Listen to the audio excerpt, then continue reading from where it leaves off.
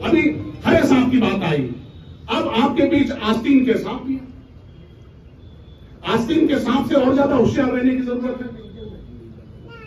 आस्तीन के सांप से वो नीला झंडा लेके निकलेंगे और बताएंगे कि संघर्ष हम ही कर रहे हैं, संघर्ष हम ही कर रहे हैं। वो नीला झंडा ला करके सर में गमछा डाल करके ऐसे धमकी वाली बातें कहेंगे, ऐसा लगेगा कि यही मिशन मूवमेंट है। याद रखना, इनके बहकावे में आपको नहीं आना है। और नाम लेकर कह दूं, जो आस्तीन के सांप हैं, चंद्रशेखर एंड कंपनी, इनसे भी आपको बच के रहना है। अब आप सोचिए, ये कहते हैं हम मान्यवर कांशीराम साहब के चेले हैं। मान्यवर कांशीराम 70 सीटें पाने के बाद घर में बैठे थे, किसी के पास नहीं गए थे। अडवाणी जैसे लोग जाकर उनके दरवाजे पाते हैं। मान स्वाभिमान की बम्बा खंबा की लड़ाई हो रही थी, सत्ता शासन की लड़ाई है, मान सम्मान स्वाभिमान की लड़ाई है। और दूसरी तरफ मान्यवर कांशीराम का तथाकथित चेला जो नीला गमछा लेकर टहलता है, वो 2 महीने तक 2022 में 2 महीने तक अखिलेश के दरवाजे पे कुत्ते की तरह बैठा, जीभ लटकाए हुए, और चिल्ला रहा था कि साहब अखिलेश यादव मुझसे भाई, अपना भाई कह दें और हम पूरा मिशन बेच के 2 सीटों पर राजी हो जाएंगे।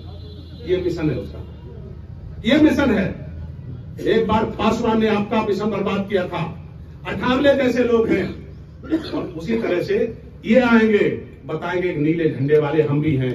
लेकिन याद रखना, साहब का कहना था, मानवर साहब का, उनका, जिस नीले झंडे में हाथी निशान हो वही हमारा नीला झंडा है, और कोई दूसरा नीला झंडा हो ही नहीं सकता है। और याद रखना, यहां से कसम खा के जाइएगा, ये तूफान अब किसी रोके न रुकेगा, और रुकेगा तो मंजिल का होके रुकेगा। ये तूफान नई सरजमी चाहता है, और बहन जी को अब पीएम बनाना चाहता है। नई आग इंसान में लग के रहेगी, और नई आग इंसान में लग के रहेगी, और हाथी का साथ दिया तो आपकी हालत बदल के रहेगी, आपकी हालत बदल के रहेगी। मेरी दिल में ये चाहत है कि जैसे मैं नौकरी करने के बाद अपनी पूरी सेवा मैं इसमें दे रहा हूं।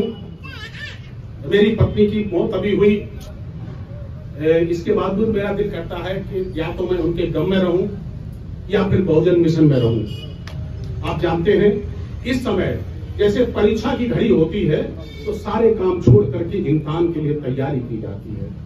मित्रों, ये भी हमारी परीक्षा की घड़ी है। ये भी कल कोई मुझे चुनाव के बाद मुझे आप सब लोगों को ऐसे ठेला न दिखाए कि देखा, कल मैं एक बात सोच रहा था, एक हमने गीत सुना था कि सदियों से बिछड़े लोगों को कांशीराम रहे जोड़, और मनुवाद ऐलान तुझे, तू तोड़ सके तो तोड़। आज मालूम क्या है, आज वो गा रहे हैं, कल हम गा रहे थे, हम चुनौती दे रहे हैं कि तुम में दम हो तो तोड़ के दिखाओ।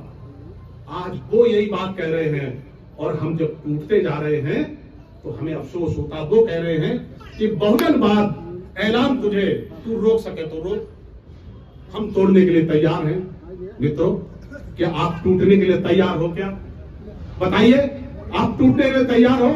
मेरा दावा है कि जब तक आप हो साथ, बहुजन मिशन खत्म हो ही नहीं सकता है।